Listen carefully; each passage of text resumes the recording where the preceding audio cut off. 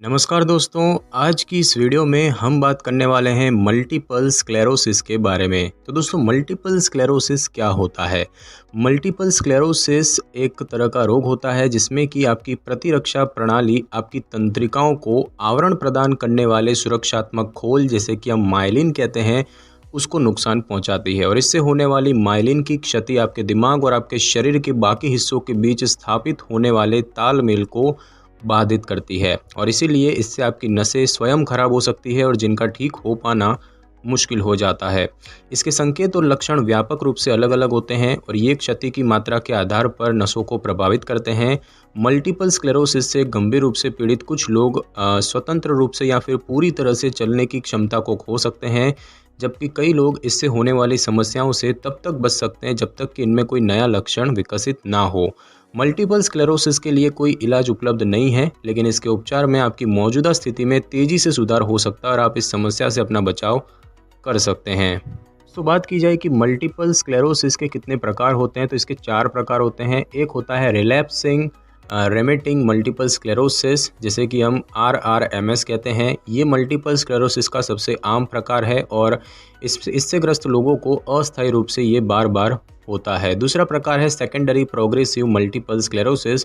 तो इसमें समय के साथ लक्षण अधिक तेज़ी से खराब हो जाते हैं और अधिकांश लोग जो कि RRMS से ग्रस्त होते हैं उन्हें SPMS यानी कि सेकेंडरी प्रोग्रेसिव मल्टीपल जो स्क्लेरोसिस है वो हो जाता है। तीसरा होता है प्राइमरी प्रोग्रेसिव मल्टीपल स्क्लेरोसिस यानी कि PPMS। तो मल्टीपल स्क्लेरोसिस का ये प्रकार बहुत आम नहीं है। ये मल्टीपल स्क्लेरोसिस से ग्रस्त लोगों में से लगभग 10% लोगों में होता है और इसमें शुरुआत से ही लक्षण धीरे धीरे खराब होते हैं और ये बार बार नहीं होता है। और उसके बाद चौथा प्रकार है प्रोग्रेसिव रिलैप्सिंग मल्टीपल स्क्लेरोसिस, जैसे कि हम PRMS कहते हैं। तो ये एक दुर्लभ रूप होता है मल्टीपल स्क्लेरोसिस का और इसमें शुरुआत से लगातार लक्षण खराब होते जाते हैं और ये बार बार होता है और इससे राहत नहीं मिलती है।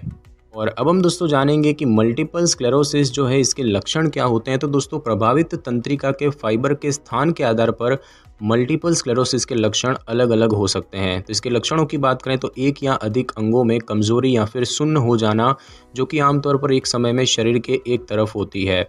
दृष्टि का आंशिक या फिर पूर्ण नुकसान होना और आमतौर पर एक समय में एक आंख में अक्सर आंखों की गतिविधि के दौरान दर्द होना, साथ ही साथ एक से अधिक दिखना या फिर दृष्टि में धुंधलापन होना, शरीर के हिस्सों में झुनझुनी या दर्द होना, कुछ गर्दन की गतिविधियों के दौरान बिजली के झटके जैसी सनसनी होना, विशेष रूप से गर्दन को आगे झुकाते समय ऐसा होता है, साथ ही साथ कंपन, समन्वय की कमी या फिर अस्थिर चाल, साथ ही साथ अस्पष्ट बोलना, थकान होनी, चक्कर आना या फिर आंत्र और मूत्राशय की समस्याएं होना।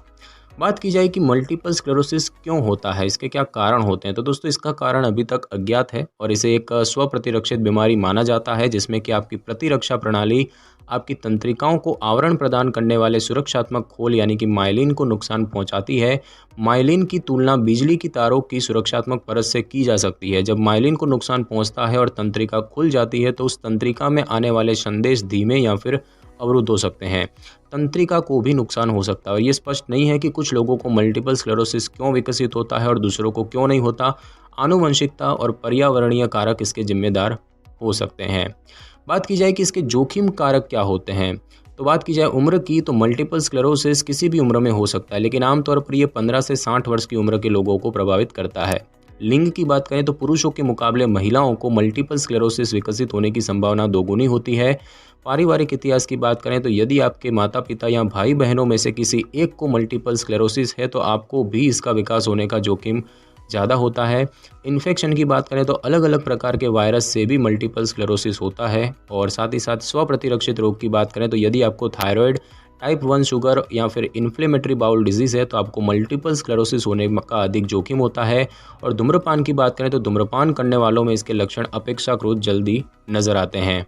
और अब हम दोस्तों जानेंगे कि मल्टीपल स्क्लेरोसिस से बचाव कैसे हो सकता है। तो दोस्तों, इसकी शुरुआत को रोकने का कोई ज्ञात तरीका नहीं है। इससे ग्रस्त कुछ जो लोग हैं वो कुछ तरीकों से अपने लक्षणों को प्रबंधित और कम कर सकते हैं, जैसे कि पोषक तत्वों के सेवन में परिवर्तन करना, कैफीन और अन्य उत्तेजक, शराब और तंबाकू से बचना, एलर्जी करने वाले खाद्य पदार्थों का सेवन ना करना और परिष्कृत यानी कि प्रोसेस्ड खाद्य पदार्थों से परहेज करना और पूरक लेना, साथ ही साथ व्यायाम करना।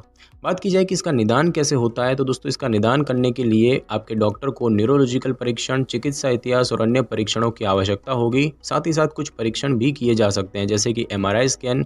तो एक डाई के उपयोग से एमआरआई आपके दिमाग और रीढ़ की हड्डी में सक्रिय और निष्क्रिय घावों का पता लगाने में सहायता करता है।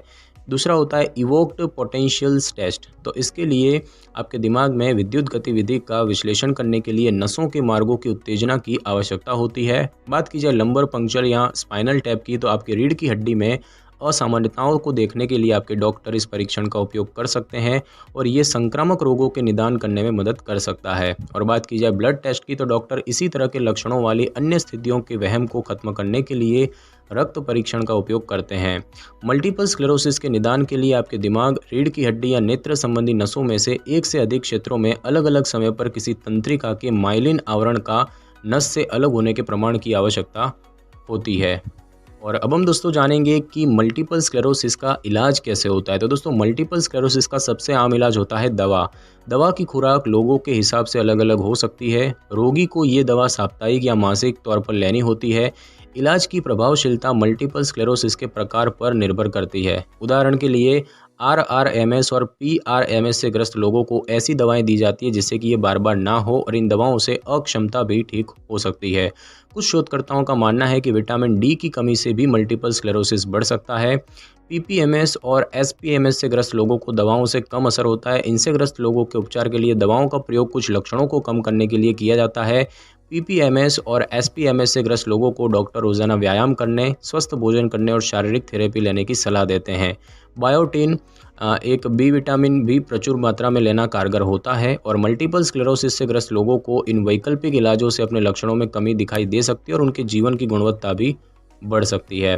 बात की जाए कि मल्टीपल स्क्लेरोसिस से क्या नुकसान हो सकते हैं, तो इससे ग्रस्त लोगों को कुछ तरह की जटिलताएं हो सकती हैं, जैसे कि मांसपेशियों में कठोरता या ऐंठन होना, आमतौर पर पैरों में पैरालिसिस होना जिसे कि लकवा कहते हैं, मूत्राशय, आंत्र या यौन संबंधी कार्यों की समस्याएं होना, मानसिक परिवर्तन जैसे कि भूलना या मनोदशा में परिवर्तन होना, डिप्रेशन होना, यहाँ तक कि मिर्गी होना। तो दोस्तों आज की इस वीडियो में बस इतना ही। अगर आपको मेरी ये वीडियो और जानकारी अच्छी लगी हो तो वीडियो को लाइक और शेयर कर दीजिए और कमेंट करना बिल्कुल भी ना भूलें। और अगर आप हमारे चैनल पर नए हैं तो चैनल को कर लें सब्सक्राइब और बेल आइकन के बटन को ज़रूर क्लिक कर लें ताकि मेरी नई वीडियो की नोटिफिकेशन सबसे पहले आपको मिल सके। Thanks for your time.